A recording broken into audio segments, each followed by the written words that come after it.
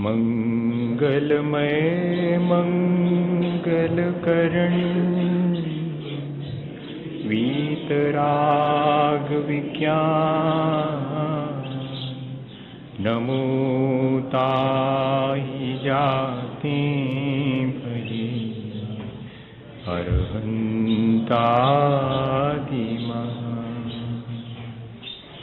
जो विद्यादि सागर सुधी जो विद्यादि सागर सुधी गुरु हैं हितैषी शुद्धात्म में निरत नित्य हितोपदेशी वे पाप ग्रीष्म ऋतु में जलगे सयाने पूजूंगे सतत केवल ज्ञान पाने पूजूंगे सतत केवल ज्ञान पाने। बोले भगवान महावीर स्वामी की, आचार्य कुंद कुंद स्वामी की, आचार्य गुरुवर विद्यासागर मुनि महाराज।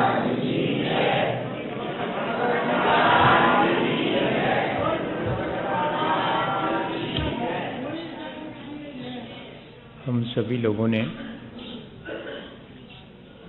पिछले 10-15 दिनों में निरंतर एक विचार की प्रक्रिया को शुरू किया था और हमारा प्रयत्न कहाँ तक सफल हुआ है ये हमें अपने जीवन में खुद झांक करके देखना पड़ेगा। निरंतर विचार की प्रक्रिया हमारे जीवन को भावनात्मक रूप से परिवर्तित कर पाई है या नहीं कर पाई है। हमारे खोटे विचारों की जितनी दृढ़ता है और जितनी आसानी से हम उन खोटे विचारों के अनुसार अपने जीवन को पतित बना लेते हैं, ऐसा ही क्या हमने पिछले दिनों अपने श्रेष्ठ विचारों को अपने भीतर सुदृढ़ किया है या नहीं कर पाए। भावनात्मक विकास या भावनात्मक परिवर्तन और श्रेष्ठ विचारों में दृढ़ता लाना, ये हमारा प्रयत्न इस प्रक्रिया के दौरान रहा। और दूसरी चीज़, हमारे मन वचन काया की जो व्यग्रता है, जो आज वर्तमान में हमारे भीतर लैक ऑफ कॉन्फिडेंस है, या कि हमारे भीतर जो एक तनाव की स्थिति है, वो भी यदि हम इस प्रक्रिया के द्वारा चाहते तो कम कर सकते थे। अभी भी वक्त है, हम चाहें तो विचारों की या मन वचन काया की व्यग्रता को कम करके, उसकी चंचलता को कम करके हम स्थिरता भी पा सकते हैं, जिससे हमारा आत्मविश्वास भी बढ़ता है और जो तनाव हमारे मन में है, स्ट्रेस या स्ट्रेन, वो भी कम होता है। ये अनुप्रेक्षा या कि बार बार चिंतन की प्रक्रिया इतना ही नहीं, हमारे बहुत सारे भ्रम को भी तोड़ती है और हमें वास्तविकता से परिचय कराती है। भ्रम टूटने पर राग द्वेष घटता है, हमारा मोह भी कम होता है, हमारे भीतर जो ज्ञान और वैराग्य की शक्ति है वो धीरे धीरे बढ़ने लगती है। ये इतनी बातें हमने पिछले दिनों इस प्रक्रिया के दौरान सीखने और समझने की कोशिश की है। जीवन में जो कुछ भी दिखाई देता है वो सब क्षणभंगुर है, जो दिखाई नहीं देता है वो शाश्वत है, जो दिखाई नहीं देता वो मेरा अपना आत्म तत्व है, और जो कुछ भी यहाँ इन आँखों से दिखाई देता है वो सब क्षणभंगुर है। मेरा अपना शरीर भी नाशवान है, और इतना ही नहीं, मैं जिन जिन चीज़ों का आलंबन लेता हूँ वे चीज़ें हमें वास्तव में सहारा नहीं दे पाती। ऐसी स्थिति में हमें धर्म और पंच परमेष्ठी का सहारा लेना चाहिए। संसार में हम जितना सुख खोजने की कोशिश करते हैं उतना ही हमें दुख मिलता है। हमें एक ऐसे सुख की खोज करना चाहिए जिसके पीछे दुख नहीं है। यहाँ हम सोचते हैं कि कोई और हमें सुखी और दुखी बनाता है, लेकिन हमने पिछले दिनों इस विचार प्रक्रिया से ये बात अपने भीतर बहुत दृढ़ता से तय कर ली है कि नहीं, सुखी दुखी कोई मुझे नहीं बनाता। मैं स्वयं अपना मित्र हूँ, मैं ही स्वयं अपना शत्रु हूँ।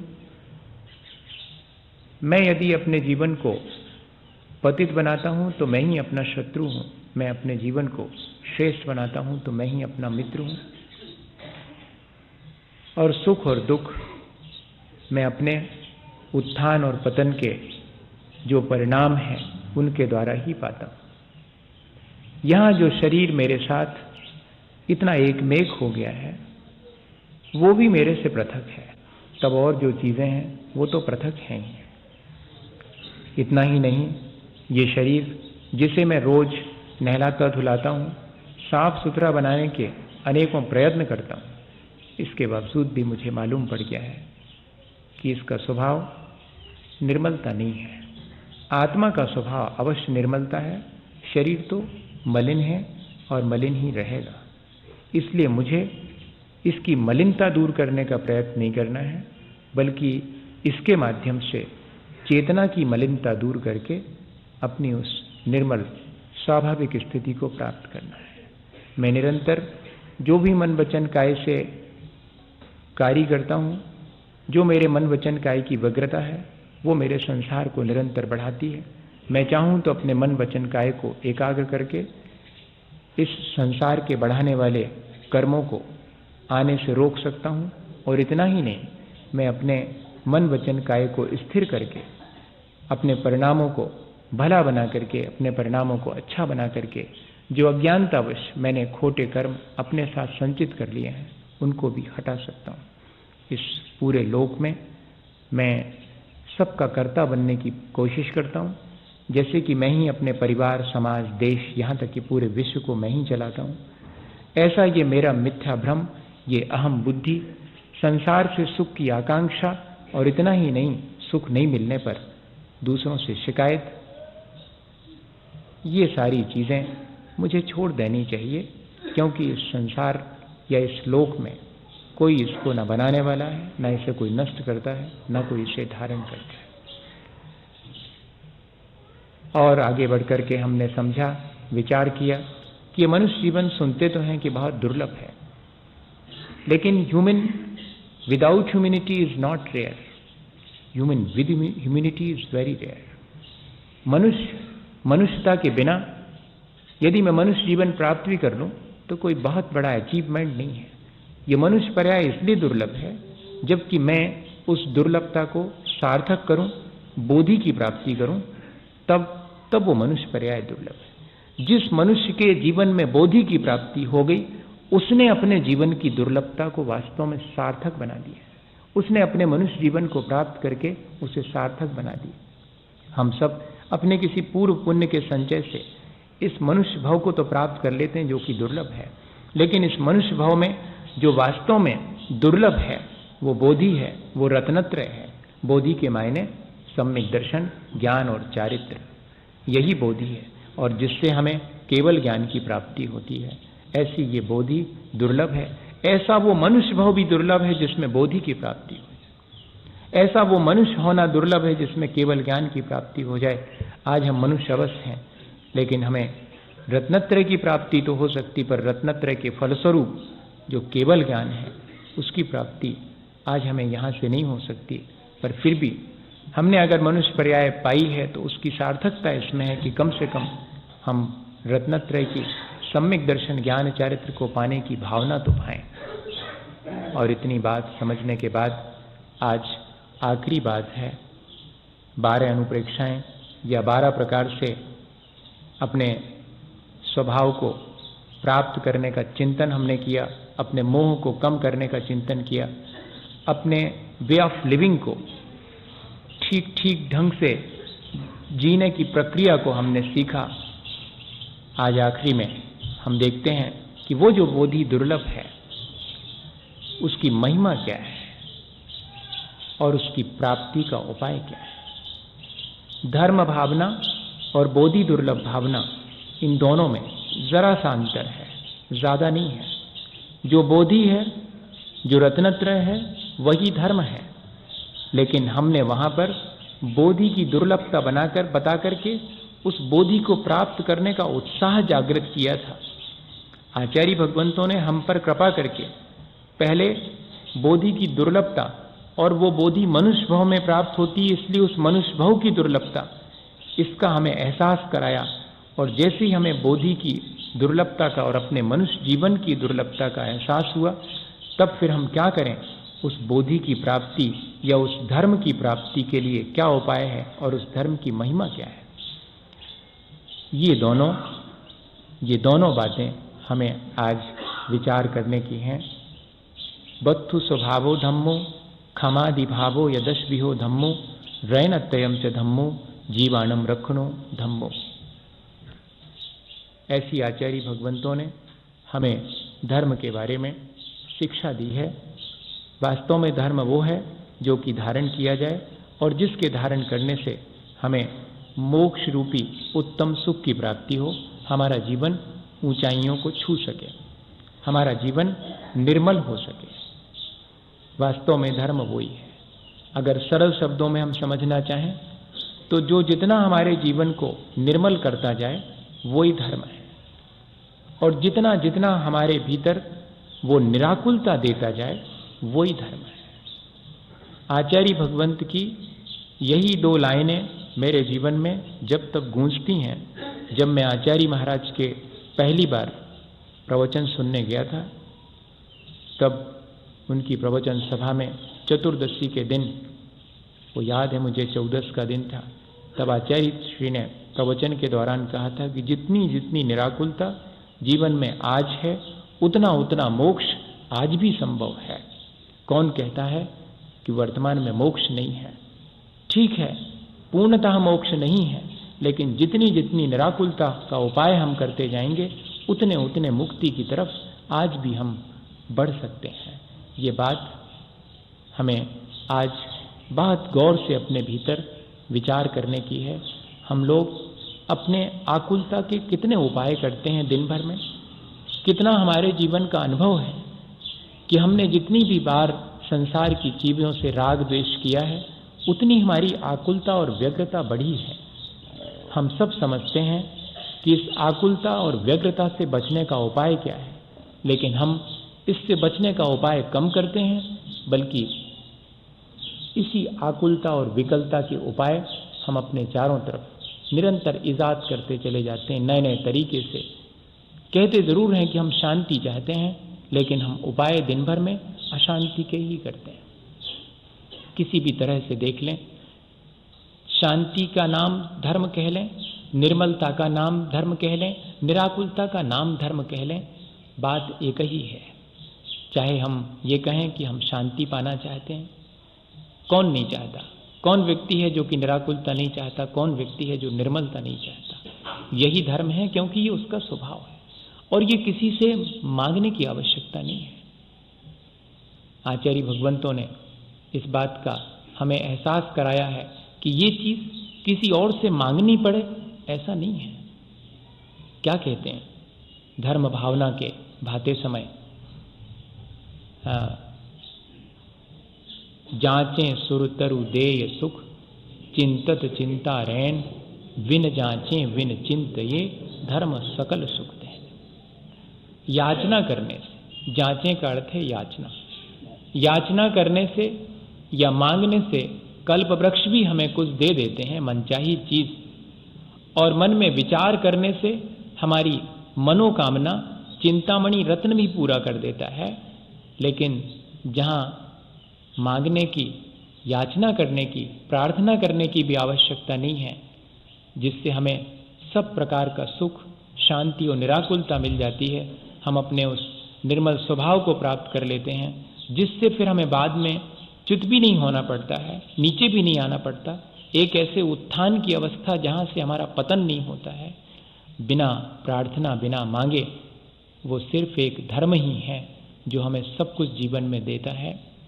रहीम ने लिखा है शायद, रहीमन बेनर मर गए, जो नर मांगन जाए, उनसे पहले बे मरे, जिन मुख निकसत नाए। रहीमन ने लिखा हुआ है कि मांगना तो, दीनता तो मरण के समान है। चाहे कल्पवृक्ष से मांगना पड़े और चाहे चिंतामणि रत्न से मांगना पड़े, मांगना तो मरण के जैसा ही है। और वे नर उससे मांगने से पहले ही मर गए, जो कि अपने पास होते हुए भी दूसरे को देने से मना कर देते हैं। ऐसा लिखा उन्हें। मांगने वाला तो मर ही गया, पर जो मांगने वाले को देता नहीं है वो तो उससे पहले भी मर गया, ऐसा लिख रहा है। दोनों ही चीजें हैं, याचना और मांगना, भिखारीपना, ये हमारा आदत में शुमार हो गया है। पांचों इंद्रियों के भोग की सामग्री की याचना, चाहे सच्चे देवगुरु शास्त्र भी क्यों ना हो, उनके सामने भी हम करने से नहीं चूकते। इतनी आदत में हमारे ये मांगने का और याचना करने का और भिखारीपना। एक ग्राहक के सामने भी ऐसे हम याचना करते हैं 2-2 पैसे के लिए। नहीं साहब, ये पड़ता नहीं साहब, ये तो इतने ही में मिलेगा साहब, हमको घर में ही नहीं पड़ा साहब। कैसी बात कर रहे हैं आप? कैसे मुश्किल, कैसे उस समय हम कितनी बातें वो खरी खोटी सुना देवे, कितने भी कपड़े पटकवा ले वे, 100 थान पटकवा ले वे, मुख से ची नहीं करते, उफ नहीं बोलते। क्या है भीतर? 2 पैसे के पीछे सब अपना स्वाभिमान भी खो देंगे, अपना ईमान भी खो देंगे। कभी इस तरफ हमारा ध्यान जाता है कि नहीं? उठक बैठक कर लेंगे 2 पैसे के लिए, अगर 2 पैसे बच रहे होंगे। सब कुछ करने तैयार हैं हम, अपना पतन भी करने तैयार हैं। ये चीज हमें विचार करनी चाहिए कि क्या इस तरह हम अपने जीवन में कुछ प्राप्त कर पाएंगे, अपने जीवन को ऊंचा उठा पाएंगे, जहां कि हमारे भीतर अपने 5 इंद्री और मन के विषयों की पूर्ति के लिए अपना ईमान भी खोने के लिए हम तैयार हों। वहां जीवन में धर्म आ ही नहीं सकता। धर्म की क्रियाएं दोहरा लेना बिल्कुल जुदी बात है और जीवन में धर्म आना बिल्कुल जुदी बात है। धर्म की क्रियाएं दोहराने वाला धर्मात्मा नहीं होता। जो वास्तव में धर्म को अपने जीवन में धारण करता है वो धर्मात्मा होता है। वाणी और शरीर से हम बहुत धर्म करते हैं, लेकिन धर्म तो मन में ही शोभा देता है। और जिसके मन में धर्म आ जाता है वो अपने मारने वाले को भी बचाने का प्रयत्न करता है। ऐसा गुणभद्राचार्य ने आत्मानुशासन में लिखा। और हम अपने जीवन में टटोल कर देखें कि क्या हमारी वाणी और शरीर में जितना धर्म आया है उतना ही हमारे मन में आया है या नहीं आया, और धर्म का वास्तविक स्वरूप क्या है, धर्म की महिमा क्या है, धर्म की भावना, धर्म की उपासना, धर्म की आराधना और धर्म की साधना क्या मेरे जीवन में शुरू हुई है? नहीं। अभी तो मुझे इस वास्तविक स्वरूप को भी धर्म के समझना जरूरी है, उसकी भावना, फिर उस धर्म की उपासना और आराधना और फिर उस धर्म की साधना। वास्तव में यह हमारे लिए अनिवार्य है अपने जीवन को अच्छा बनाने के लिए। धर्म भावना हम लोग इतना ही कह करके रह जाते हैं कि जांचें सुरतरु दे सुख चिंतक चिंता रैन, बिन जांचें बिन चिंतिए धर्म सकल सुख देन। भैया धर्म बहुत अच्छी चीज है, बिना मांगे सब कुछ मिल जाता है, और जो दिन मिल वो बंद हो जाए तो क्या काम को धर्म। क्योंकि लिखा हुआ था उसमें कि मांगने की जरूरत नहीं, अपने आप मिल जाएगा। सो हम भगवान के सामने गए और यही हमने कह दिया कि वो तो हमें मालूम है कि बिना मांगे मिल जाएगा, मतलब मिल जाना चाहिए। हम यहाँ से पूजा करके लौटे और लाख रुपये टपक जावे तो सार्थक है पूजा, न का पूजा। ऐसी भावना तो हमने कई बार भाई है भैया धर्म की। धर्म से हमने संसार के सुखों की भावना भाई है, हमने धर्म की भावना नहीं भाई। अगर धर्म की भावना भाई होती तो चित्त में निर्मलता आए बिना नहीं रहती, चित्त में निराकुलता आए बिना नहीं रहती। वास्तव में तो धर्म वही है जो हमारे चित्त को निर्मल कर दे, जो हमारे मन को निराकुल कर दे। आचार्य भगवंतों ने जो 4 बातें धर्म के बारे में लिखी, जो उसका वास्तविक स्वरूप लिखा, उसे हम पहले समझें, फिर धर्म की भावना कैसे भानी चाहिए, और फिर धर्म की आराधना, धर्म की उपासना, और अंत में धर्म की साधना कैसे करनी चाहिए। ये सारी चीज़ें हम समझ लें। धर्म शब्द अपने आप में बहुत अधिक कहना चाहिए, कहना अपना अर्थ खो चुका है। धर्म कहने मात्र से अब हमें ये लगता है कि 16 का भोजन कर लिया, शुद्ध भोजन कर लिया, थोड़े मंदिर में जाके पूजा कर ली, अभिषेक कर लिया और हो गया धर्म। अब धर्म के मायने सिर्फ इतने ही हैं कि मंदिर, और मंदिर में सारा कुछ दोहराया और बाहर निकले फिर ज्यों का त्यों। अगर किसी से कहो कि भैया बहुत धर्मात्मा हो गए हैं, किसी से कहो तो वो समझ जाता है कि धर्मात्मा हो गए मतलब अब घर गृहस्थी में माने रुचि नहीं रह गई, खूब कर लो, सैचुरेशन हो गया, अब थोड़ा फुर्सत है तो मंदिर में जाने लगे होंगे, महाराज के पास वचन का सुनने लगे होंगे। बाकी हैं ज्यों के त्यों। पहले जैसे गाली देते थे आज भी वैसे ही देते हैं, पहले जितना गुस्सा करते थे आज भी उतना ही करते हैं, जितनी पहले मान सम्मान की भूख भीतर थी आज भी ज्यों की त्यों, कोई परिवर्तन नहीं आया। बस सिर्फ इतना हुआ है कि भैया ये धर्मात्मा हो गए, मंदिर जाने लगे, पूजा करने लगे, पहले तो जाते ही नहीं थे, अब तो जाने लगे, अब तो प्रवचन में भी बैठने लगे, पर हैं ज्यों के त्यों। ये जो है हमने इस तरह से धर्म का अर्थ समझ लिया है। हमें धर्म का वास्तविक स्वरूप समझना आवश्यक। धर्म की क्रियाएं दोहराने का नाम धर्म नहीं है। धर्म की क्रियाओं को दोहराना तो ठीक ऐसे है जैसे कि आपने शरीर पर कपड़े पहन लिए।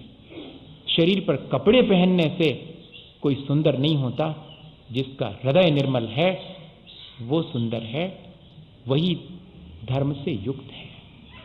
ये हृदय की निर्मलता हमारे भीतर आई, हृदय की उदारता और विशालता आई है या नहीं आई है, ये हमें निरंतर विचार करना। अपन इस तरह से कह करके किसी पर कमेंट नहीं कर रहे हैं, ना अपने आप पर कोई कमेंट कर रहे हैं, ऐसा मत सोचना। भाषा का जरूर अपन ने ऐसा उपयोग कर लिया ताकि अपने कोई चोट पहुंचे, दूसरे को चोट पहुंचाने का कोई विचार नहीं है इसमें। अपन विचार कर रहे हैं सिर्फ कि मैंने ऐसा कर लिया है, मैंने धर्म के मायने ये समझ लिया है। जब कोई कहता है मेरे से कि मुझे धर्म करना चाहिए, तो मैं सोचता हूँ कि मुझे शुद्ध भोजन करना चाहिए, मुझे रात में भोजन नहीं करना चाहिए, और मुझे मंदिर जाना चाहिए, पूजा करनी चाहिए। मैंने धर्म करने के मायने ये ले लिया है, लेकिन इतना ही नहीं है। ये सब तो है ही धर्म करने के मायने, लेकिन इससे भी और आगे जाना चाहिए था मुझे। इतने में ही धर्म नहीं है। धर्म का वास्तविक स्वरूप तो अपने आत्मा में स्थित होना, अपने आत्म स्वरूप को पाना। बत्तु स्वभावो धर्मो। वास्तव में धर्म तो हमारा अपना जो स्वभाव है उसकी प्राप्ति करना है। लेकिन उस स्वभाव की प्राप्ति कैसे होगी? तो क्षमादि भावो यदस बिहो धम्मो। उत्तम क्षमा आदि भाव मेरे भीतर आना चाहिए। मेरे भीतर क्रोध हटना चाहिए। जैसे ही क्रोध हटेगा मेरा अपना स्वभाव प्रकट हो जाएगा। क्षमा मेरा स्वभाव है। क्षमा भाव लाने के लिए कोई प्रयत्न नहीं करना मुझे प्रयत्न सिर्फ करना है। क्षमा भाव की तो सिर्फ उपासना और आराधना करनी है, और साधना क्षमा धारण करने की नहीं करनी, क्रोध न करूं इस बात की साधना करनी है। देखना आप, भावना भानी है मुझे अपने स्वभाव को प्राप्त करने की, आराधना और उपासना करनी है मुझे अपने स्वभाव की, जैसे कि क्षमा है, मृदुता है, सरलता है, पवित्रता है, सच्चाई है, संयम है, त्याग है, तपस्या है। इन सब चीजों की मुझे आराधना और उपासना करनी है। लेकिन साधना क्या करनी है?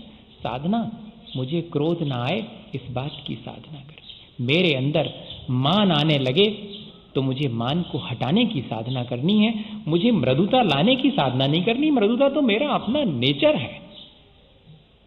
मैं अपने नेचर के विपरीत चला गया हूं, मुझे वापस लौटना है। मुझे साधना सिर्फ इतनी करनी। जब बुद्ध से ये पूछा गया कि आपने इतनी तपस्या के बाद क्या प्राप्त किया, बोले पाने को कुछ था ही नहीं।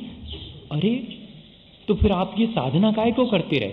बोले जो मुझे पाना था वो मेरे पास पहले से ही था, तो आपने पाने के लिए कोई साधना नहीं की? नहीं, पाने के लिए कोई साधना नहीं की। तो साधना करने का मतलब क्या हुआ? बोले खोने के लिए। मैंने क्रोध खोया, मान खोया, माया खोई, मैंने लोभ खोया, मैंने सारी साधना इन कषायों को विसर्जित करने की है।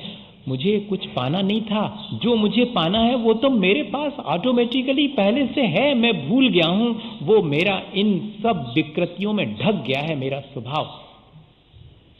ये कोशिश होनी चाहिए, नहीं तो फिर हम क्षमा भाव धारण करने की भी कोशिश करने लगते हैं, हम विनय धारण करने की। अगर कोई विनय धारण करने की कोशिश करने लगे तो फिर वो चमचाई हो जाएगी, फिर वो बटरिंग कहलाएगी। हाँ, नहीं, बहुत स्पष्ट है। कोई बाहर से विनय कैसे की जाती, सिखा दो हमें कैसे विनय की जाती। जब महाराज जी आए तो ऐसे कर लेना, हाँ ऐसे कर लेंगे। फिर जब वो बिल्कुल पास आ जाए तो बिल्कुल लौट ही जाना, हाँ लौट जाएंगे। तो आ जाएगी क्या विनय? आ जाएगी क्या? ऐसे आती होती तो बहुत आसान था। फिर तो हम एक तो वर्कशॉप डेवलप कर लेते और उसमें सिखाते कि अब जैसे ही कोई भगवान देखें तो फौरन ऐसे कर लेना, आ गई विनय। ऐसे नहीं आती। मेरे भीतर का अहंकार जितना जितना हटेगा उतनी उतनी मेरे भीतर है वो पहले से। सबके भीतर सोता है एक झरना, इस इंतजार में कि कोई आए और ऊपर की परतें हटाए और एक धार नई बहाए। सबके भीतर सोता है एक झरना शीतल जल का। ठीक ऐसे ही जैसे कि हमारे जिस पे बैठे हैं उसके नीचे भी होगा एक शीतल जल का झरना, लेकिन उस पे जमी हुई हैं परतें मोटी मोटी, वो हम हटाएंगे तो वो तो अपने आप प्रकट हो जाएगा, कहीं से लाने की आवश्यकता नहीं। मेरे ऊपर जो क्रोध की परत जमी हुई है वो मेरे क्षमा भाव को प्रकट नहीं होने देती। मेरा अहंकार मेरी मृदुता को नष्ट किए बैठा है, मेरी अपनी मायाचारी मेरी अपनी सरलता को नष्ट कर देती है, मेरी अपनी लोभ की प्रवृत्ति मेरी पवित्रता को नष्ट करती है। मैं पवित्र हूं लेकिन मेरा लोभ मुझे कलुष कर देता है। जितना जितना लोभ है उतनी अधिक मलिनता है जीवन में। पवित्रता, जितना संतोष है उतनी पवित्रता है, जितना लोभ से रहित अवस्था है उतनी पवित्र, कहीं से लाना नहीं है। मेरा कहने का आशय सिर्फ ये है कि इस धर्म की साधना करने के मायने हैं कि मैं अपने भीतर की विकृतियों को रोज रोज हटाऊं, यही साधना है धर्म की, और इसके अलावा कुछ भी नहीं है। हम देखें इस प्रक्रिया को हम किस तरह से करें। बहुत आसान से तरीके से हमें इसको करना चाहिए। हमारे जीवन में जब जब भी क्रोध का अवसर आए तब तो हम क्रोध कर ही लेंगे, उसके बिना तो काम चलेगा नहीं। क्रोध का अवसर आया और हम क्रोध ना करें ये तो होगा ही, लेकिन इसके बाद तो कुछ है हमारे हाथ में। ये हमारे हाथ में नहीं है कि क्रोध का अवसर आने पर हम अपने को रोक सकें, क्योंकि इतनी साधना नहीं हमारी। तो हम क्या करें, उस क्रोध का ड्यूरेशन कम कर दें, बच्चों जैसा गुस्सा कर लें। क्या ऐसा नहीं कर सकते कि 5 मिनट अच्छी तेजी से लड़ लिया उसके बाद गले में हाथ डाल लें? क्या ऐसा नहीं कर सकते? उसका ड्यूरेशन कम नहीं कर सकते? कितनी देर तक गुस्सा करना है? थोड़ी देर, बस कर लिया, हो गया। उसके बाद माफी नहीं मांग सकते हैं, उसके बाद सॉरो फील नहीं कर सकते हैं, कन्फेस नहीं कर सकते? क्या हम उसको ज्यादा प्रोलॉन्ग करें, ज्यादा देर तक बढ़ाएं, कल तक बैर के रूप में बांध लेवें? ऐसा आवश्यक नहीं है। हम इस तरह से अगर हमें क्रोध आ भी जाता है तो उसके ड्यूरेशन को कम कर दें, उसे हम नेगेटिव से पॉजिटिव बना दें। क्रोध में किसी का अहित नहीं करूंगा, क्रोध आने पर मेरे से किसी का अहित ना हो। क्रोध आने पर भी हित हो सकता है क्या? हो सकता है। बेटे पर माँ रोज गुस्सा करती है, काहे के लिए? तू बिगड़ रहा है, अच्छा बन, इसलिए गुस्सा कर रही है, ये पॉजिटिव है। कोई व्यक्ति अपने जीवन का अहित कर रहा हो, उस पर हमें अगर गुस्सा आती है, या कि हम अपने आप पर गुस्सा करें, अपना जब जब भी अहित करें तो अपने आप पर गुस्सा करें कि मैं अपना अहित क्यों कर रहा हूं। गुस्से को क्या हम इस तरह से पॉजिटिव बना सकते हैं? बना सकते हैं। कितनी देर तक करना है, कब करना है, कब नहीं करना है, कैसे करना है? गुस्सा तो करना, पर कैसे करना? हाँ, उसकी इंटेंसिटी कितनी रखना है, ज्यादा कि कम? ऐसा कभी विचार किया? कर सकते हैं ऐसा विचार, कोई बहुत बड़ी चीज नहीं है। थोड़ा सा अगर शांत बैठ करके सुबह शाम इस प्रक्रिया को, एक ही चीज को, चलो क्रोध को ही, इसी तरह अहंकार को, इसी तरह लोभ को। लोभ हमारा उतना ही होता जितना हमारा बजट है, लेकिन हम अपने बजट के अनुसार ही लोभ करते हैं। तो इसी तरह हम अपनी लोभ की प्रक्रिया को चेंज भी तो कर सकते हैं। काहे को ज्यादा लोभ करना? जितने से मेरा जीवन चलता है उतने ही लोभ करो ना, उससे ज्यादा काहे को करो? 4 कपड़े पहनने को चाहिए हैं, लेकिन 40 का लोभ काहे को करो? ऐसा मन में विचार करना। मैं ये नहीं कह रहा हूं कि जाकर के सारे कपड़े फेंक देना घर में से, लोभ कम हो गया। ऐसे होता कम तो बहुत आसान था कि उठा करके दूसरे को दे दिए, ऐसे थोड़ी होता। लेकिन ये विचार मन में आना चाहिए। जब विनोबा 13 महीने जेल में रह करके लौटे, तो मैंने उदाहरण नहीं सुनाया था। 13 महीने के बाद जब जेल से वापस लौटे तो जेल में जितनी चीजें रखी थी वही उनने अपने कमरे में रख रखी। लोगों ने कहा कि क्या कर रहे हैं आप? अब तो जेल से लौट आए हैं, अब तो सारी चीजें बहुत सारी हैं उपयोग की। बोले अब मुझे तो जीवन जीने का ढंग आ गया। जब मेरा काम उतनी कम चीजों में चल सकता था तो यहां आने के बाद भी उतने में चल सकता, अब तो जीवन भर इतना ही रखूंगा। क्या ऐसा विचार हमारे भीतर निर्लोभ का नहीं जागृत हो सकता? गांधी जी जैसे लोगों से जो कि अपने प्रैक्टिकली करते थे, उनसे कोई मैसेज नहीं ले सकते क्या हम? ये इसलिए कह रहा हूं आपको कि जो ग्रंथों में लिखी हुई हैं बड़ी बड़ी बातें, और हमें लगता है कि वे सब हो गई आउट ऑफ डेट, लेकिन धर्म है बिल्कुल अप टू डेट। वो आज भी हमारे जीवन में उतना ही कार्यकारी है। लिखी होंगी वो पुरानी बातें, लग गए होंगे उनके दिन, लेकिन आज भी हमारे जीवन को उतना ही अप टू डेट बना देता है। अप टू डेट होने के मायने ये नहीं है कि हम लोभी हो जाएं, अप टू डेट होने के मायने ये नहीं है कि हम अहंकारी हो जाएं। अप टू डेट होने के मायने हैं कि हम आज भी उतने ही बढ़िया अपने जीवन को जीते हैं जितना कि पहले लोग जिया करते थे, उतने ही पवित्र हैं। ये अप टू डेट होने के मायने हैं। अप टू डेट होने के और कोई मायने नहीं। डायनामिक होना, हमेशा गतिशील होना, अपनी प्रोग्रेस हमेशा करते रहना। धर्म डायनामिक होना सिखाता है, धर्म अप टू डेट होना सिखाता है, इन अर्थों में अप टू डेट होना सिखाता है। ये उदाहरण आज भी हमारे जीवन को प्रेरणा दे सकते हैं कि एक लोटे से रोज मुंह धोते थे, और प्रयाग में जब कांग्रेस की कॉन्फ्रेंस में गांधी जी गए और नेहरू जी के साथ बात करते करते वो एक लोटा पानी मुंह धोने में खत्म हो गया और मुंह पूरा नहीं धुल पाया, एक लोटा और मंगाना पड़ा। तब बहुत फील किया था उन्होंने कि रोज एक लोटे में पानी से मुंह धो लेता था, आज इतनी लापरवाही कि दूसरा लोटा और चाहिए पड़ा। नेहरू जी हंसने लगे कि सुनो, अपने आश्रम में नहीं बैठे हो, मेरे प्रयाग में बैठे हो, नदियां 2-2 मिली हैं, यहाँ संगम है, पानी की कोई कमी नहीं है। तब गांधी जी ने जवाब दिया था कि नदियां सिर्फ हमारे लिए नहीं बहती, सब लोगों के लिए हैं। मुझे जितना आवश्यक है उतना ही लेऊं, उससे अधिक पर अधिकार मेरा नहीं है। क्या ऐसा मन के भीतर अपने विचार नहीं आता? अपने पास इतनी इतनी चीजें हम जोड़ते चले जाते हैं, इतना लोभ हमारा बढ़ता चला जाता। और एक ही चीज है लोभ।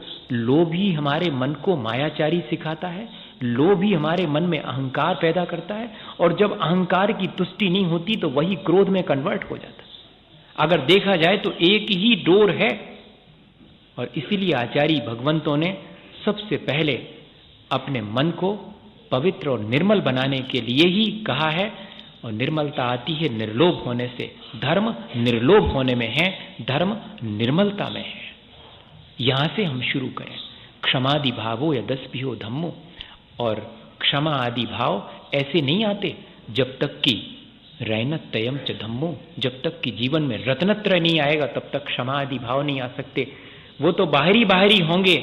जब दृष्टि निर्मल होगी, आत्मज्ञान होगा और आत्मलीनता आएगी, ऐसा जब रत्नत्रय आएगा, सम्यक दर्शन ज्ञान चारित्र, तब उसके साथ ही क्षमा आदि भाव आएंगे। और रत्नत्रय धर्म तब तक नहीं आ सकता जब तक जीवानम रखणो धम्मो, जब तक प्राणी मात्र के प्रति दया का भाव नहीं आएगा तब तक रत्नत्रय भी नहीं आ सकता।